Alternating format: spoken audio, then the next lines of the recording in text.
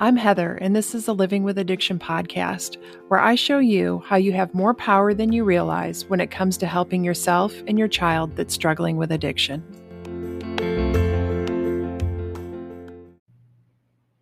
Hey, everybody. So, first things first, I want to share that I made a new friend. Her name is Kelly Hatcher, and she's also a life coach for parents who have a child struggling with addiction. And she has a son who is in rehab, just like my daughter. And she's been down the same road that we have. I'm sharing that with you because as Kelly and I stuck up a friendship over Zoom, we decided to make a workshop just for moms. We were going to do it for Mother's Day, but we wanted it to be great and we didn't have enough time. So we will be having the workshop on May 20th at 7 p.m. Eastern. It's an online workshop, so you can attend no matter where you live. And we focused on 2 topics that would make a big impact fast.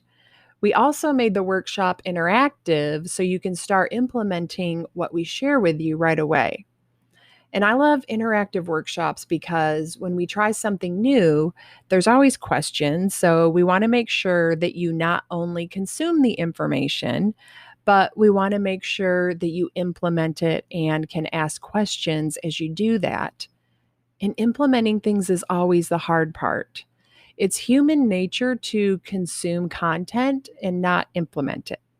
Our motivational triad wants us to seek pleasure, avoid pain, and expend minimal energy. And we must find consuming content pleasurable. Like it feels like we're doing something, but we really aren't doing anything. We're just passively consuming information and staying the same. So we get to stay in that comfort zone. But the key here is to do something.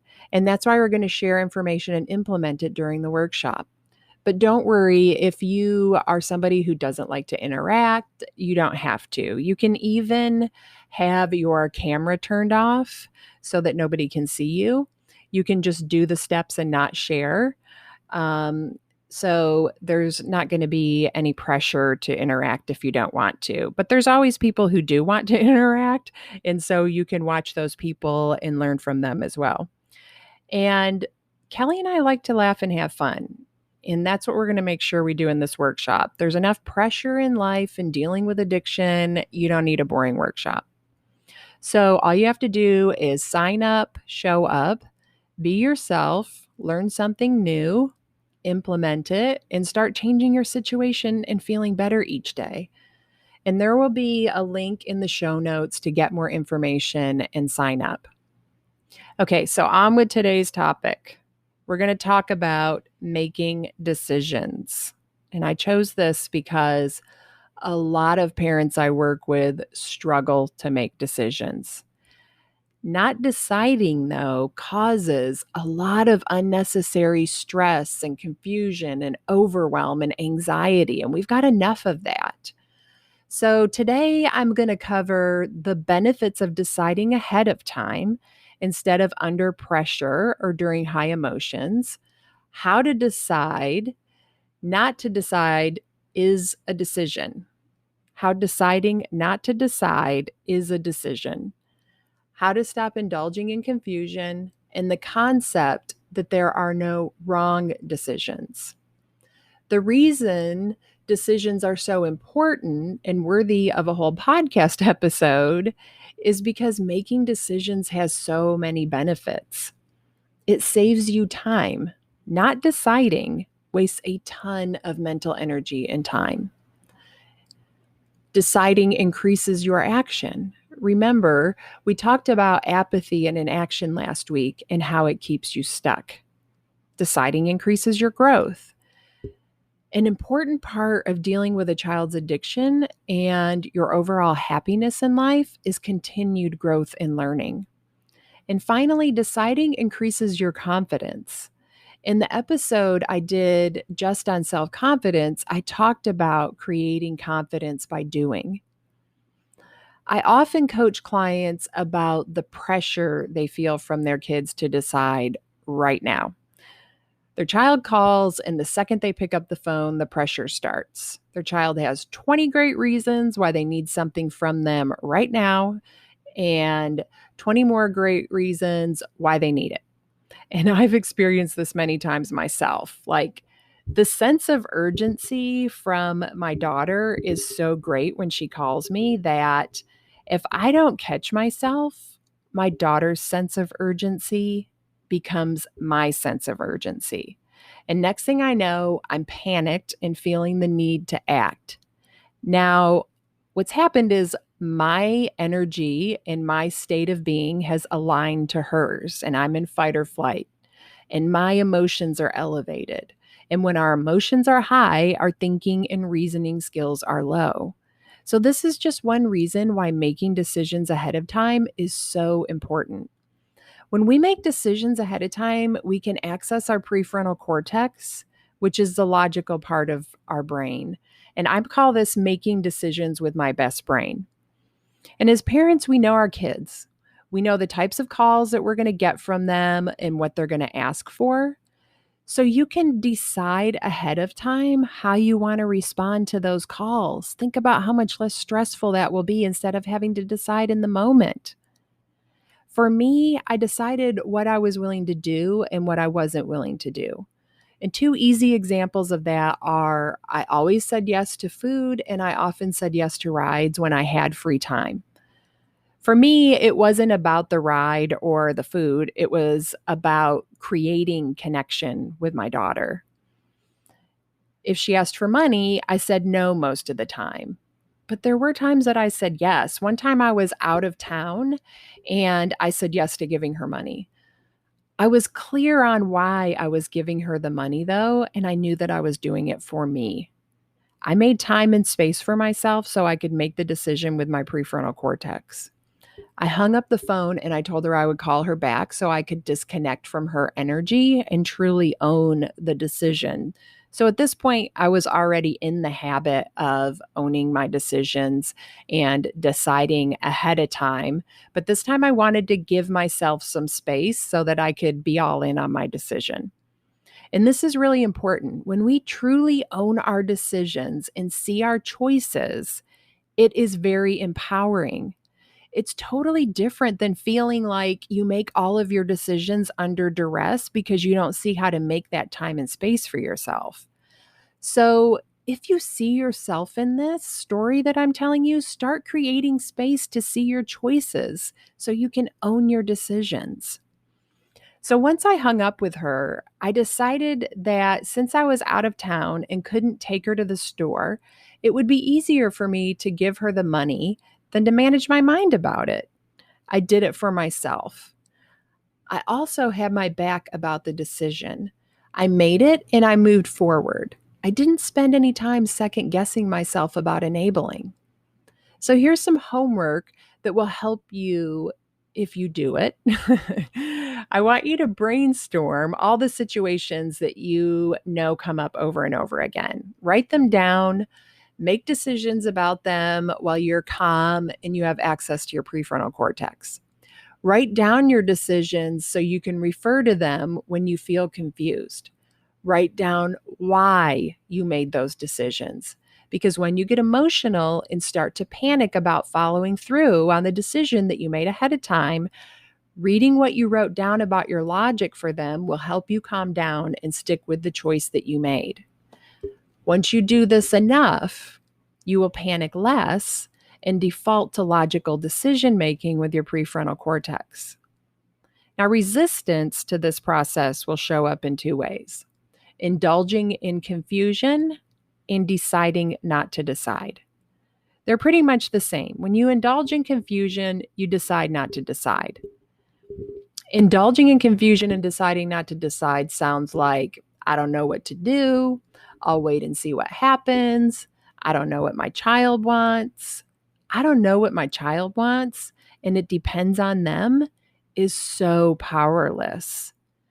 Ask yourself what you want. How long has it been since you thought about that? What do you want? Making these decisions helps you figure out what you want and what is important to you. You get to decide what you want and focus on what you can control. Sure, it's up to your child if they will go to rehab, but it's up to you what you will do if they go versus what you will do if they don't. You get to decide. You can make very powerful decisions in every situation. When you indulge in confusion and you say you don't know, then you lose all momentum. You're stuck, like I talked about last week. This is where apathy kicks in. Making decisions helps you avoid that. And my clients' brains often tell them that they're trapped. There's no way out. There's no decision that can be made that will fix the situation or help. And they get stuck there because they don't trust themselves to make the right decision.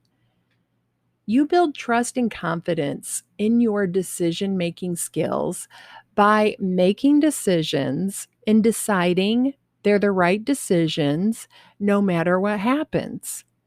Decide there are no wrong decisions and back yourself up. Learn from the situation and move forward to the next decision. I used to avoid making decisions or committing to anything at all costs. Like making plans to do something is making decisions, and I would never commit to making plans. And I got to the point that I was in so much fear that I wasn't deciding anything. And it felt like I was drowning in a quicksand of unmade decisions. And the energy of that was exhausting. It's easy to look back and judge our decisions and see them as mistakes, but I just urge you to drop the judgment and replace it with curiosity. See it as a learning opportunity to refine the process. You're making the best decision you can with the information you have at the time. Give yourself some grace. Answer your own questions. This seems really obvious, but for some reason, many people don't stop to answer their own questions, and that's why they get stuck in confusion. That's what I did. When you feel confused, answer your own questions, decide, then back yourself up on that decision and move to the next one. So let's talk about the benefits of making decisions. Number one, making decisions saves you time. Being in confusion and thinking, I don't know, wastes your time.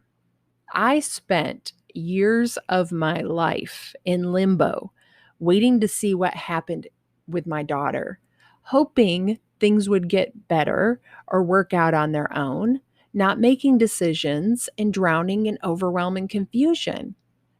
Think about all the years of your life that you've spent feeling stuck and at the effect of your child's addiction and waiting for a force outside of you to change it.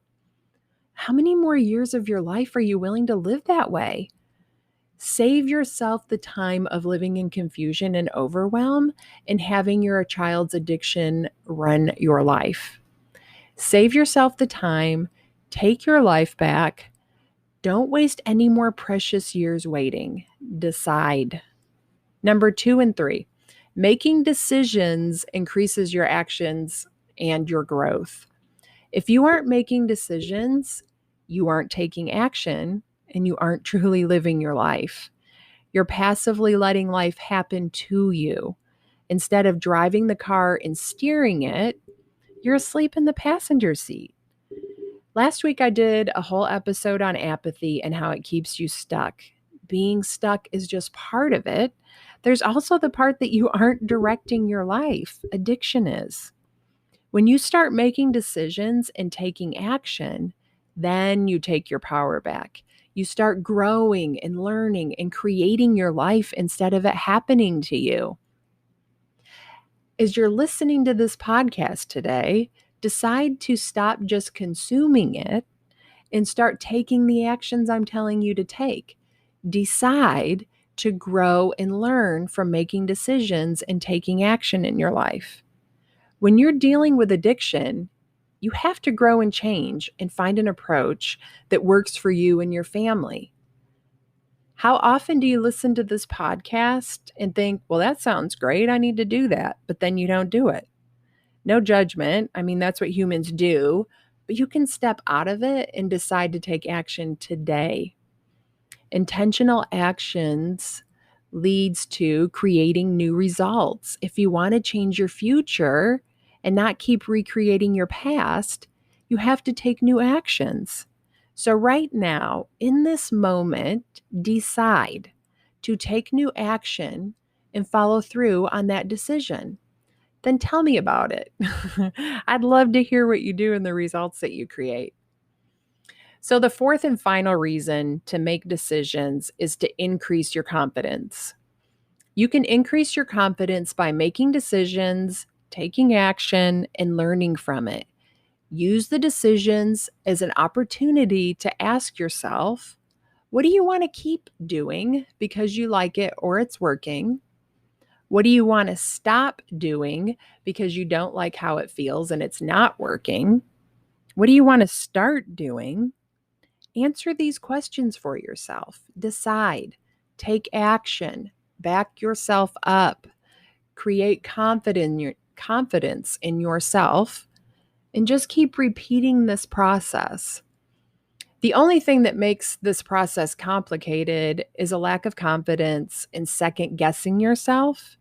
So you have to go through the process over and over again to build that confidence.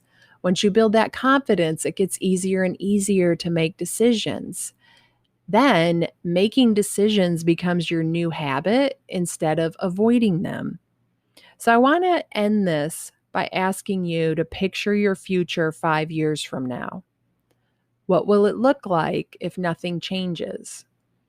If you don't change, your future won't change. Change starts with decisions. Decide to create a new future today. If this process sounds scary to you, then use the link in the show notes and decide to sign up for the workshop today and follow through. Signing up for the workshop is a decision that will lead to growth and change in a different future than your past.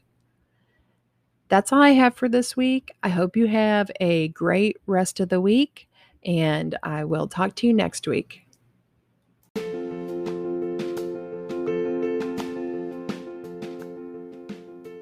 Thank you for listening to this episode. If you want to learn more about my work, go to heatherrosscoaching.com. If you want to help other parents who are struggling with a child's addiction, you can do it 2 different ways. First, you can share the podcast with them directly, or you can share it on your social media. Second, you can leave a review. Talk to you next week.